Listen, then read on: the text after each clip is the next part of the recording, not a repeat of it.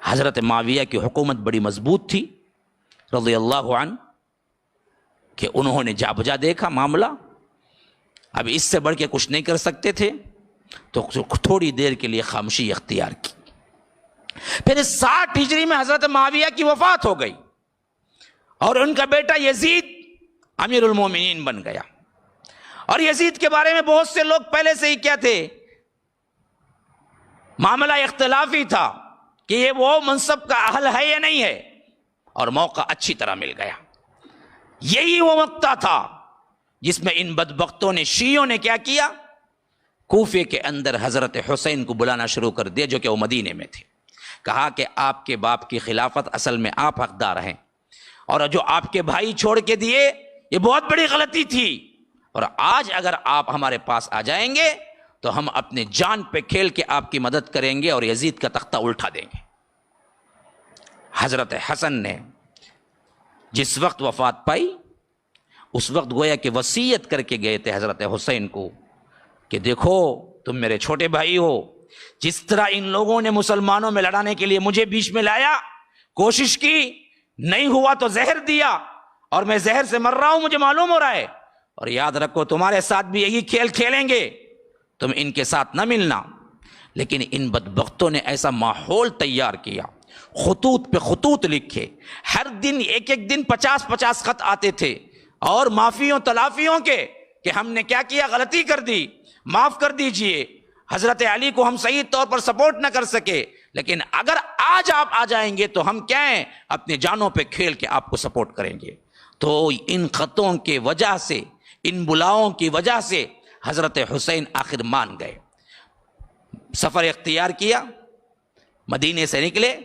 مکہ آئے، مکے میں اہل و عیال جتنے بھی لوگ تھے ان کو لیا، جو کہ کل 80 سے زیادہ لوگ تھے، بس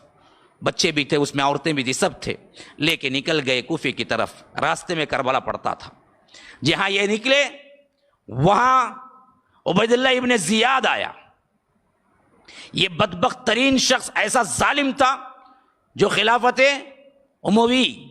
امیہ کی طرف سے گورنر بن کے آیا تھا، یزید کی طرف سے، اور ایسا بدبخت تھا کسی کو قتل کرنے پہ شکتا ہی نہیں تھا۔ جب اس نے دیکھا کہ بہت سے لوگ حضرت حسین کو بلانے والے ہیں تو کہا کہ سب اندر آؤ، اپنے مجمع میں بلایا،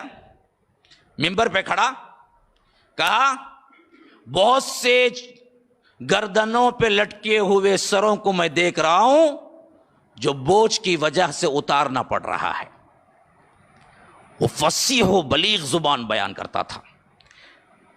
تو بہت سے لوگوں کو میں دیکھ رہا ہوں جن کے جسم پہ ان کا سر بڑا بوجھ لگ رہا ہے، میں اتارنا ہے ان کا، سدھر جاؤ گے تو میں تمہیں بخشوں گا، اگر پھر تم نے کوئی لیٹر لکھا یا معلوم ہوا کہ کوئی ساز باز کی ہے حضرت حسین سے تو میں اس کے خاندان کو بھی اڑا دوں گا۔ تو بعض مسخرے تھے جنہوں نے کیا کیا کہ کنکریاں ماری، عبید اللہ ابن زیاد کو کیا ہے، کنکریاں ماری، جو گورنر بن کے آیا تھا۔ اس نے کہا کہ اچھا میرے سے بھی وہی کھلواڑ کرتے ہو جو اس سے پہلے گورنروں سے کرتے رہے۔ کہا کہ اپنے سپاہیوں کو حکم دیا کہ سب کے دروازے بند کرو، مسجد کے جتنے دروازے ہیں،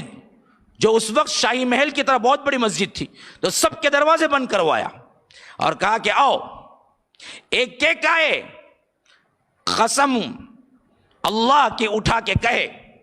کہ میں نے کنکری نہیں ماری 3 مرتبہ، اگر ماری ہو تو مجھ پر اللہ کی لعنت ہے۔ تو جب یہ بولے گا تو میں باہر بھیجوں گا، بولنے میں ذرا سا ہچکچایا گردن اڑا دو۔ ایسے ایک ایک کر کے بلاتا تھا۔ تھوڑے سے بھی جو حضرت حسین کی طرف رغبت رکھتے تھے اور یہ قسم کھانے میں ذرا سا بھی تردد کرتے تھے، کہتا تھا گردن اڑاؤ۔ ایسے کئیوں کے لاش کے انبار لگ گئے مسجد کے باہر، پہلا دن تھا اس کی گورنری کا۔ وہ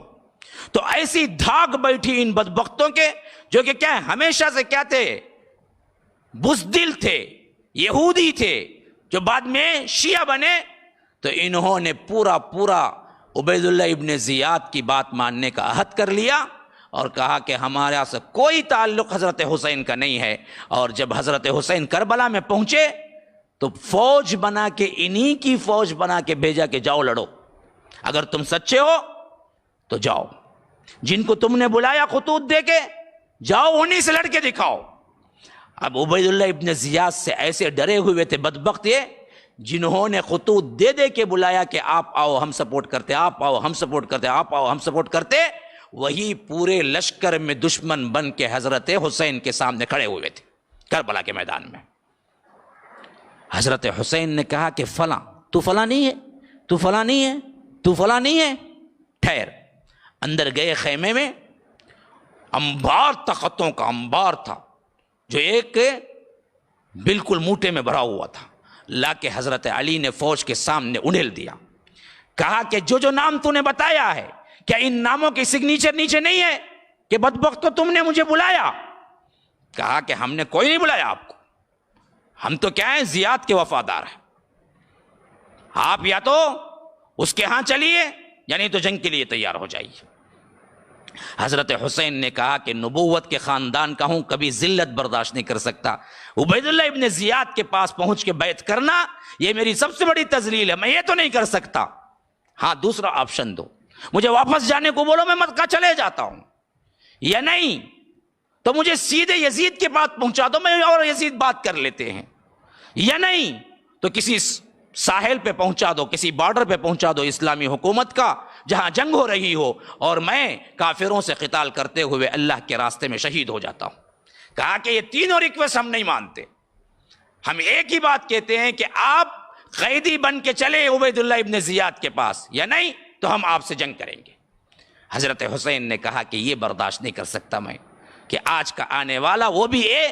جو اموی خلافت کا کیا ہے ظالم ایک گورنر ہے، اس کے آگے میں ہاتھ بن کے کھڑا ہونا یہ میری تذلیل ہے، میں نہیں آ سکتا۔ تو آخر کار یہی بدبختوں نے جنہوں نے بلایا حضرت حسین سے قتال کیا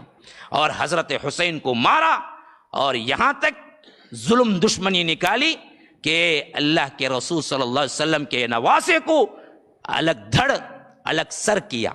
اور دھڑ کو جسم کو گھوڑوں کے سموں تلے رون دیا، اور خالی سر کو تھیلے میں ڈال کر ابن زیاد کے محل میں پہنچایا، اور کہا کہ جس کو تم مانگتے تھے آج ہم لا کے ثبوت واضح کر دیے کہ ہم تیرے وفادار ہیں، ہم حسین کے وفادار نہیں ہیں۔ بدبخت نے روایتوں میں آتا ہے کہ حضرت حسین کے لبوں پہ چھڑی ماری عبید اللہ ابن زیاد نے، کہ اس وقت ایک صحابی موجود تھے، کھڑے ہو گئے، کہا کہ بدبخت یہ وہ ہونٹ ہیں جن کو اللہ کے رسول پیار کرتے تھے، تو اس پہ چھڑی مار رہا ہے۔ تو تب کہیں جا کے عبید اللہ ابن زیاد خاموش ہوا۔ یہ واقعہ بالکل صحیح ہے، ہوا تھا، ظلم ہوا تھا، لیکن اصل میں کرنے والے کوئی یزیدی نہیں تھے، مسئلہ سب انہی کا تھا، انہی بدبختوں نے مارا۔ اور جب یہ معاملہ ہو گیا، حضرت حسین شہید ہو گئے کربلا میں، یہ نیوز پھیلی، جو صحابہ جہاں بھی تھے دنگ رہ گئے، اتنا بڑا حادثہ ہو گیا، نواسہ رسول کو قتل کر دیا گیا، اور خاندان کو مٹا دیا گیا، بچوں کو بھی چھوڑا نہیں گیا۔ اور اس کے بعد ایک ایسا ولولہ اٹھا، ایک ایسا جذبہ اٹھا مسلمانوں میں، جو کہ یزید جو اس وقت تھا اس کے نام سے ایک طرح کی نفرت، کہ اس کے دور، حالانکہ یزید نے نہ حکم دیا تھا نہ یزید کے ایما پہ قتل ہوا تھا، یزید کو پتہ بھی نہیں تھا کیا ہوا تھا۔ یزید کو اس وقت پتہ چلا جب کہ خاندان کے بچے کچھ افراد سفر کرتے ہوئے جب شام پہنچے تو تب معلوم ہوا تھا حضرت حسین قتل ہو گئے۔ اور روایتوں میں آتا ہے کہ اس نے رویا تھا، پشیمانی کی تھی، کہا تھا کہ بدبخت عبید اللہ ابن زیاد نے میرے حکم کے بغیر یہ کام کر دیا، اگر مجھ سے پوچھا ہوتا تو میں کبھی قتل کرنے کا حکم نہ دیتا، میں مٹ کے بیٹھ کے بات کر لیتے اگر کچھ مسئلہ ہوتا۔ تو اس میں یزید کا اتنا بڑا ہاتھ تھا ہی نہیں، جو کہ خلافت اور تاریخ میں ہمیں لا کے بتایا گیا اہل سنت کے سامنے کہ ایسا ہو گیا کہ سب سے بڑی گالی ہمارے ہاں یزید ہو گئی۔ کہہ رہے تو یزید کے سر کا ہے، بولے تو انہیں پریشان ہو جاتا، حالانکہ اس کا مسئلہ ہی نہیں تھا، وہ مسئلہ سب وہی شیعہ نے علیوں کا تھا، جنہوں نے حضرت علی کو مروانے میں بھی ہاتھ دیا۔ اسی طرح حضرت حسن کو مروانے میں بھی ہاتھ دیا، اور اسی طرح حضرت حسین کے مروانے میں بھی یہی بدبخت آئے تھے، انہوں نے ہی قتل کیا تھا۔ اور آخر جب پلٹ کے آئے تو نعرے بلند کرنے لگے، وقت گزرتا گیا تو مرثیہ خوانی کرنے لگے، وقت گزرتا گیا یا حسین کے نعرے بلند کرنے لگے، وقت گزرتا گیا تو ان کے الگ الگ رسومات ایجاد کر لیے۔ انہوں نے اہل سنت سے بالکل ہی الگ معاملہ اپنا لیا، اپنا عقیدہ الگ بنا لیا، اپنا قرآن الگ بنا لیا، اپنے حدیث کی کتابیں الگ بنا دیا، اپنی فقہ الگ بنا دی، ہر چیز انہوں نے کیا کیا، اسلام کا اختلاف ایک ایسا کیا کہ کوئی مذہب کتنے فرقے بنے لیکن قرآن ان کا ایک ہے، رسول ان کا ایک ہے، کتاب ان کی ایک ہے، فقہ ان کی ایک ہے۔ لیکن یہ شیعہ تھے جو برابر پلاننگ سے آئے تھے اور انہوں نے اسلام کا لبادہ اوڑھا، اور آخر کار جو کرنا چاہتے تھے وہی کام جو عیسائیوں کے اندر جان پول نے کیا تھا۔ عیسائی تھا، وہ بھی دراصل یہودیت سے عیسائی بنا، اور حضرت عیسیٰ کا ماننے والے کی روب میں اللہ تین ہے کا عقیدہ پیش کرنے والا پہلا شخص جان پول تھا، جس کی وجہ سے آج پوری عیسائیت شرک و بدعت میں ہے۔